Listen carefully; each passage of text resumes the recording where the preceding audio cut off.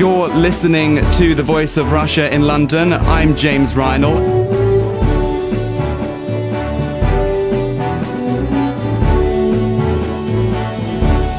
China and Britain have been embroiled in a low-level diplomatic tussle this week over one of Beijing's perennial bugbears, the Dalai Lama. The exiled Tibetan Buddhist leader is visiting the UK, and China wants to ensure he doesn't get red carpet treatment. China even threatened to withdraw its pre-Olympic training camp from Leeds over the northern city hosting a speech from His Holiness. Chinese officials have snubbed British delegates during trips to Beijing since May, when Prime Minister David Cameron met with the Dalai Lama. Beijing has ruled Tibet since 1950, considers the Dalai Lama a separatist, and warns other countries against interfering in its domestic affairs. Chinese anger at foreign interference used to be easier to brush off, but now its defense spending grows by 12% a year and its economy by a recession-defying 8% this year. Territorial disputes with the Philippines, Vietnam, Brunei, Malaysia and Taiwan across the South China Sea frequently flare up into standoffs, and the United States is currently pivoting towards the Asia-Pacific in what Beijing think tanks see as a containment policy. So, has China's growing power silenced Britain over the Dalai Lama's visit? How is China's rise perceived from Taiwan and the other countries with which it has territorial disputes? And what predictions can we make about the American pivot towards the region? To probe these questions, we're hosting a discussion in our London studios. I'm joined by Rod Wye from the foreign policy think tank Chatham House, Patrick Hayes, a commentator for Spite magazine, Ramon Pacheco Pardo from King's College London, and Andrew Leung, an independent China specialist over the line from Hong Kong. First of all, to you, Rod, in the studio, what do you make over the Dalai Lama's visit and the standoff between Beijing and London over this one? Well, there's a common pattern to this. China regularly objects to any governments allowing the Dalai Lama to visit their country, and particularly it objects to meetings between politicians and the Dalai Lama. And there is a period of Chinese outrage.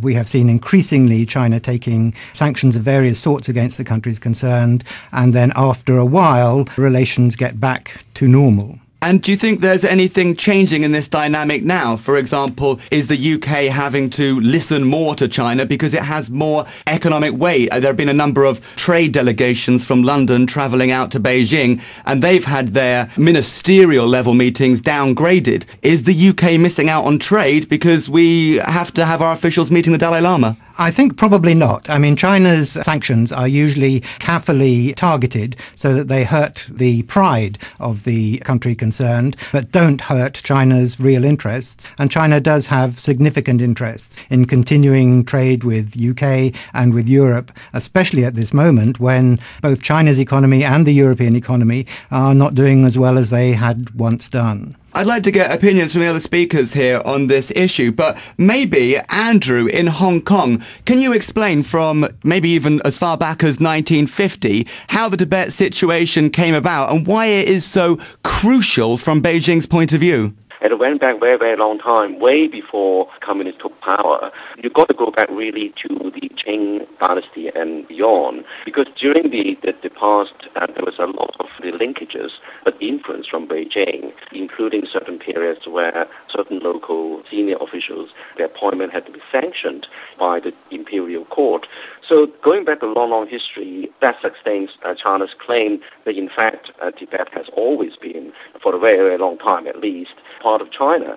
And that is not just Beijing. If you ask any Chinese people, that's the majority view of the vast majority view of the Chinese people. In fact, I would say all of the Chinese people.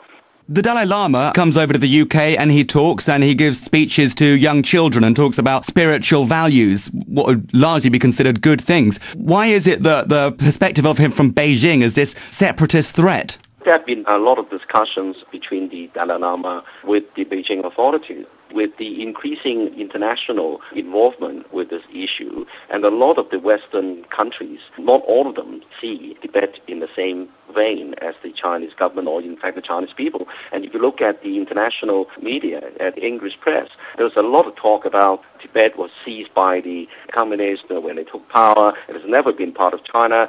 And in fact, during the Olympics, for example, the Chinese Olympics, when it was held in Beijing, there was a lot of protest. And so China was extremely anxious that this is not being seized and to create a movement against the separation of Tibet from China. Ramon Pacheco Pardo from King's College London, is it legitimate, do you think, for Beijing to use its diplomatic muscle in this case, threatening to withdraw its pre-Olympic training camp from Leeds if that city doesn't put pressure to stop the Dalai Lama speaking? There is a pattern to these disputes between China and other countries when it comes to the Dalai Lama. So Beijing threatens with some diplomatic punishment or even economic punishment, but after a few months this is forgotten. But to an extent, Beijing has to make this point that the Communist Party has to show its strength on this particular issue to the Chinese population, because the Chinese population actually supports this stance from the Chinese government.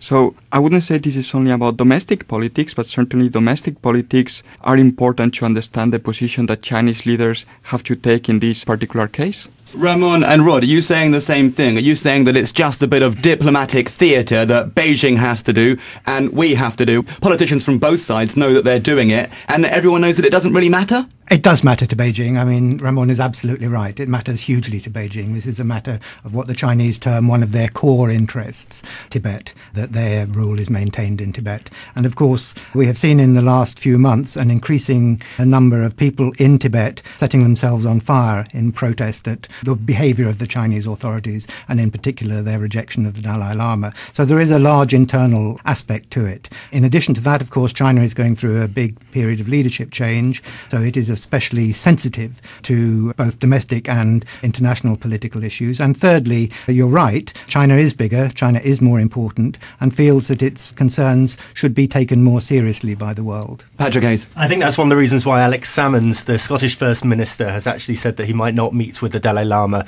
despite being under quite a lot of pressure to do so. I mean, England still has the clout to resist Beijing to a certain extent, but I think smaller countries might not.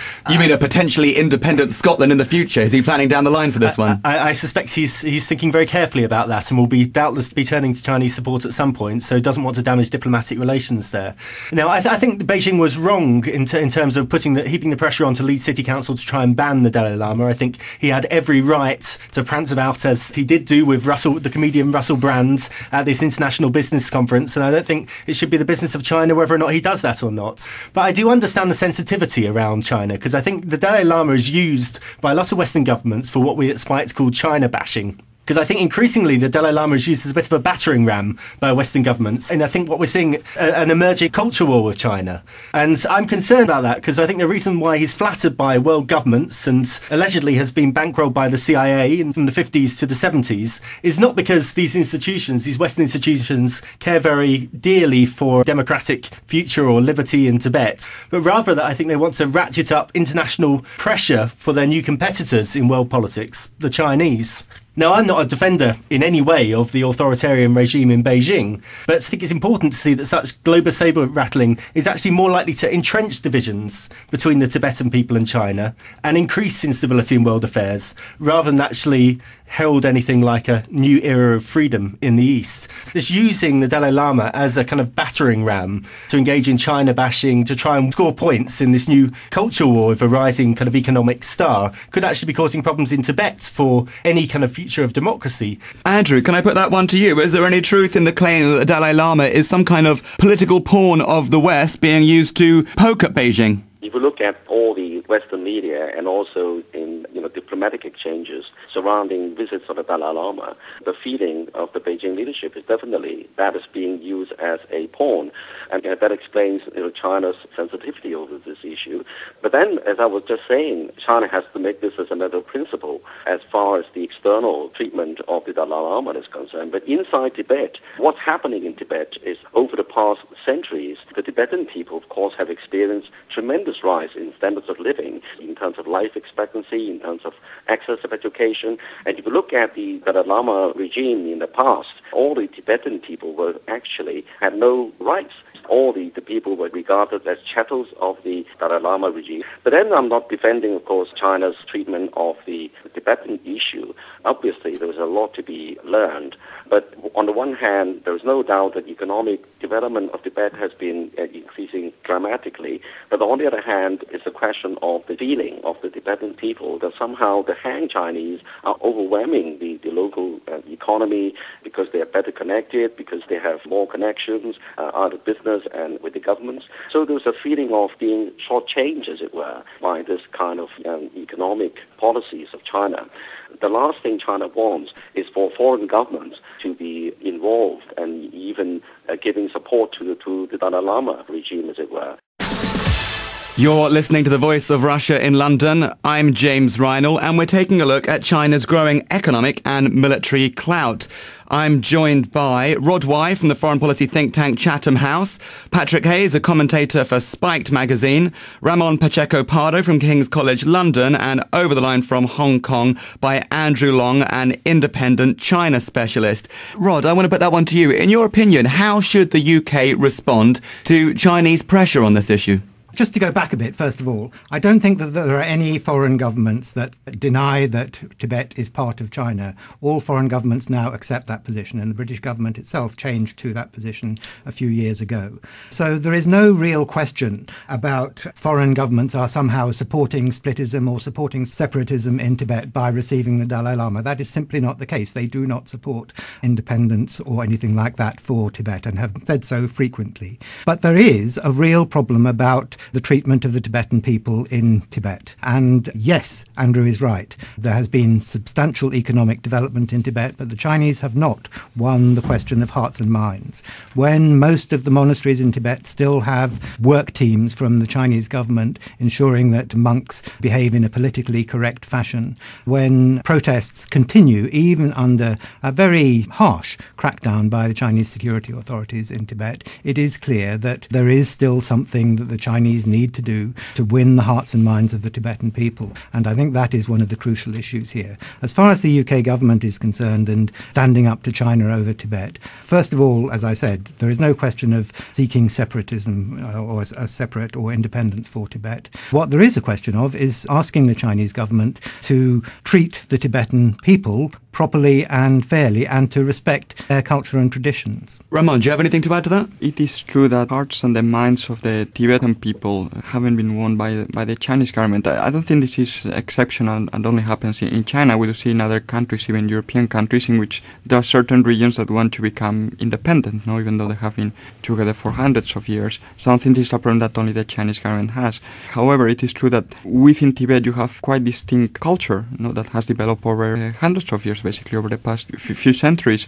And maybe you have seen an awakening when people have achieved a more comfortable standard of living. There has been a cultural awakening that maybe wasn't there when there was this oppression of the Tibetan people by the monks that we were talking about before. So in a sense, what I do see here is that to win the hearts and the minds of the Tibetan people, maybe the Chinese government should change the approaches. It has tried to do the same, for example, in Inner Mongolia, tried to change the approach towards the population in this particular region, a little bit in Xinjiang as well, but it seems that in Tibet, perhaps because the profile of the Tibetan case is much bigger, the Chinese government is yet to try to change another approach, to try to get Tibetan people or the people living in Tibet to feel more Chinese or more integrated with the rest of the population.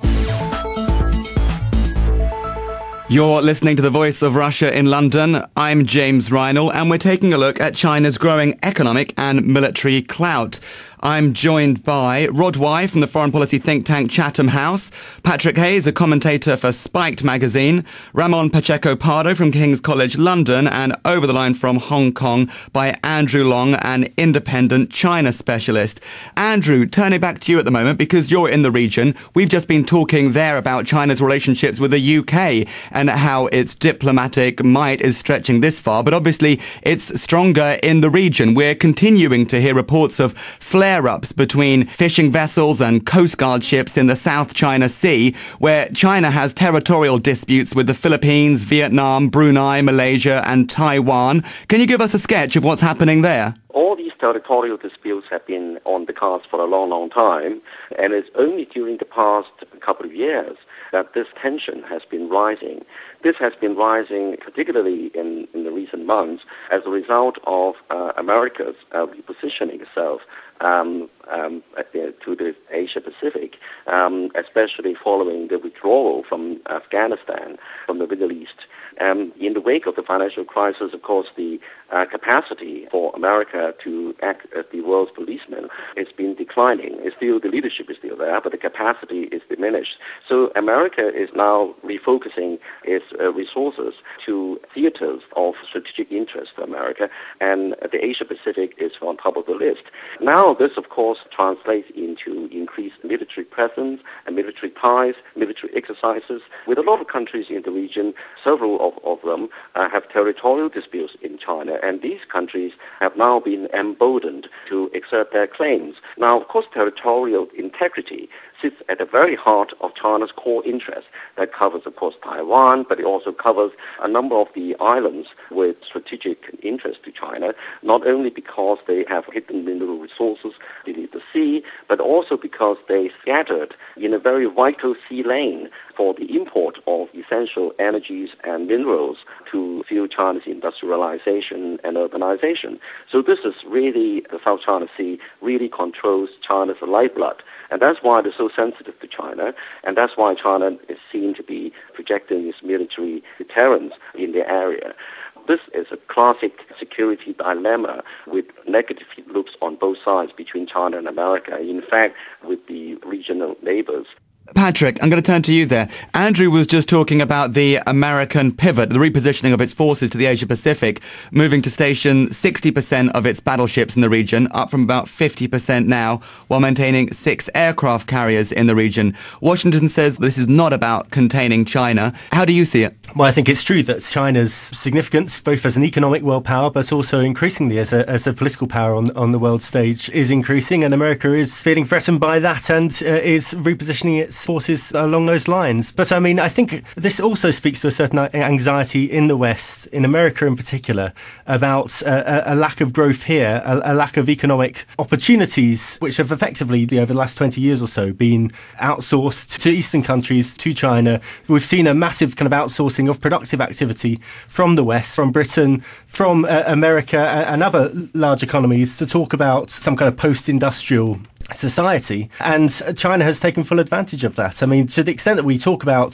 China intervening in other countries or starting to make territorial claims. I mean, look, for example, at their, they're now buying up large swathes of North Australia. They're having a massive impact and actually developing very strong diplomatic relations in Africa through investing in infrastructure there and buying mineral rights there.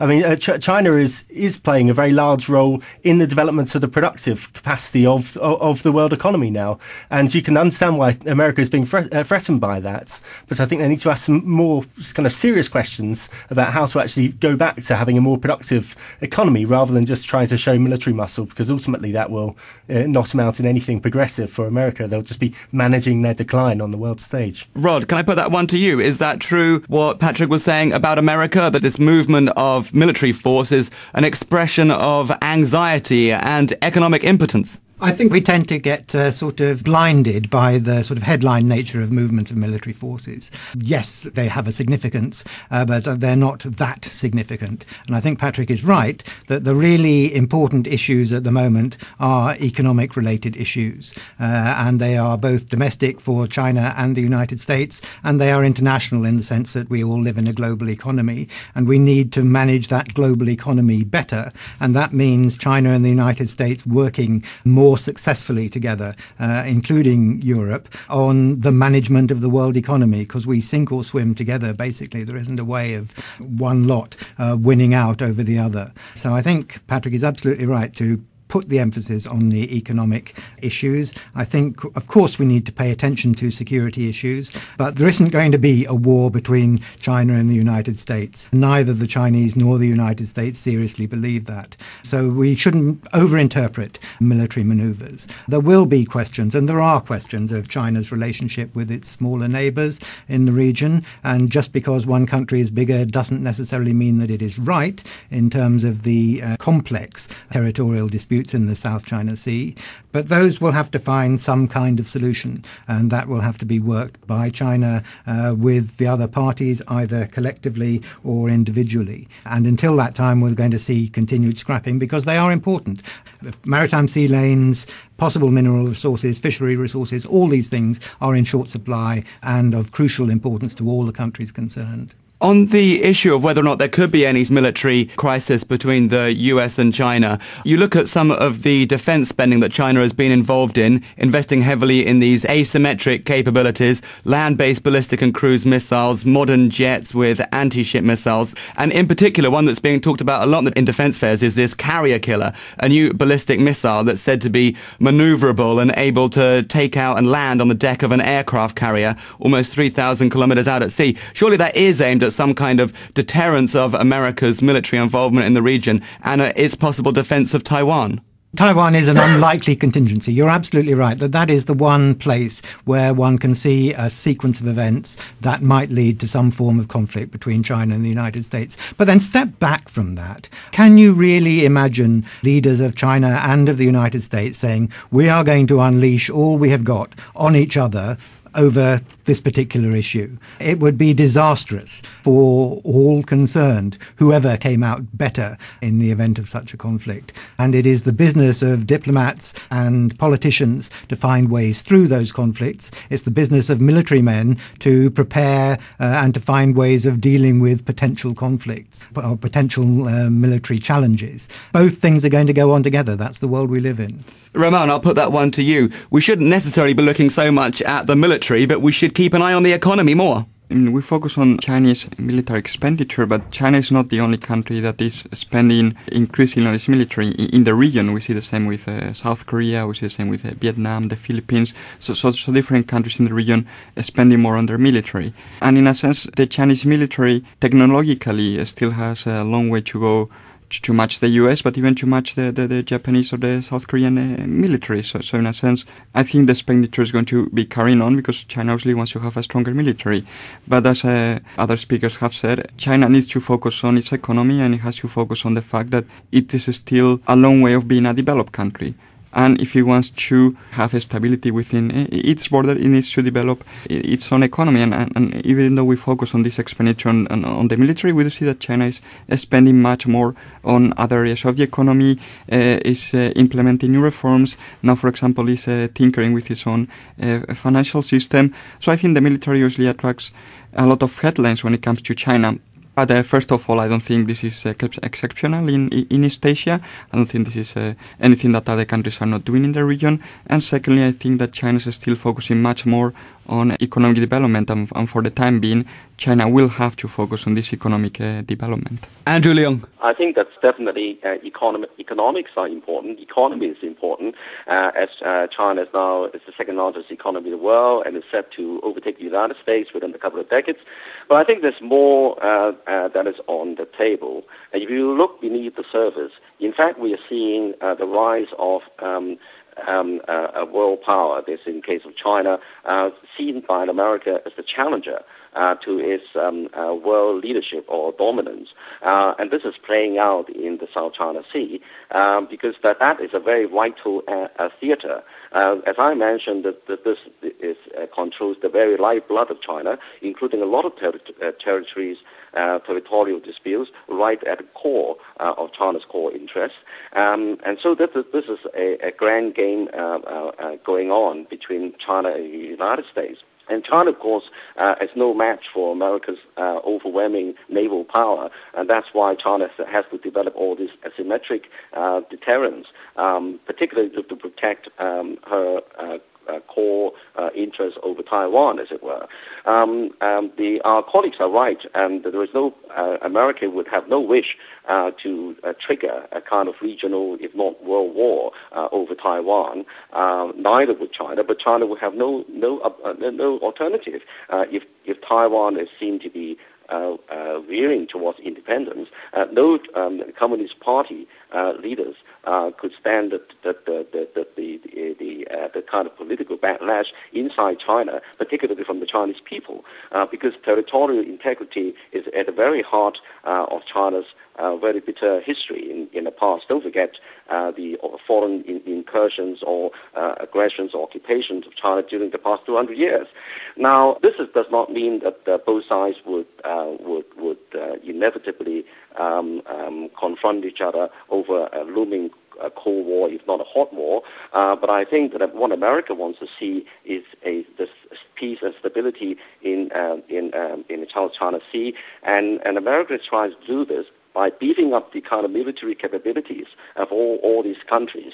Now, Taiwan, of course, is a sticking point. But if Taiwan, in the eyes of America, if Taiwan should fall, not that it would make China stronger. It's not just that. It's because that would be send the fear through all the neighboring countries of China in the South China Sea or the East China Sea and all the way to the Indian Ocean. And so that affects America's core strategic interests as well, is geopolitics.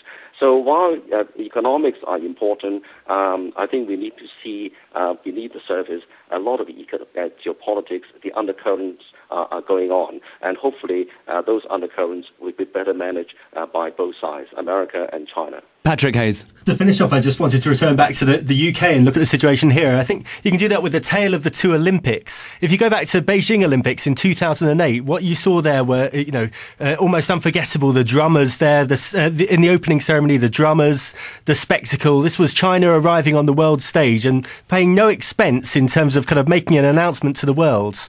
Last week, it was announced what the UK Olympics opening ceremony was going to be. And the director, Danny Boyle, said, we can't possibly compete with China. What we need to do is present Britain as this natural place that's recovering from its economic legacy. And I think that actually speaks to an attitude in the West now. So basically, the Olympics opening ceremony here, compared to China, is going to be green and pleasant lands. It's going to be a recreation of Glastonbury with farm animals. And I think this speaks to a kind of almost a giving up economically in terms of competing, especially in the UK. I think the US are learning that they're no longer going to be the number one superpower on the block and have to play kind of geopolitical relations more and more with China in these kind of situations. But we're looking at the management of the decline economically of previously very influential Western economic powers who are now looking almost to China as being kind of the economic global superpower of the future. Just out of interest, which of the two Olympic ceremonies do you think is going to be better remembered? I hope it's the Chinese. I hope actually people have been put off by Danny Boyle's announcements last week and actually are too embarrassed to actually tune into it, because I think really Britain is in a situation, it has been in the past, where it has been able to compete globally kind of economically. It has been an economic powerhouse. It gave birth to the Industrial Revolution. There's no reason why it can't do again, but I think it speaks to a lack of confidence and anxiety that they're effectively willing to hand over the baton or the Olympic torch to the Chinese now. That was Patrick Hayes, a commentator for Spike magazine, saying he isn't too enthusiastic about Danny Boyle's plans for farmyard animals at the Olympic opening ceremony. I was also joined by Rod Wye from the foreign policy think tank Chatham House, Ramon Pacheco Pardo from King's College London, and over the line from Hong Kong by Andrew Leung, an independent China specialist. You're listening to The Voice of Russia in London. I'm James Reinl. Stay tuned for the latest update of what's making headlines around the world.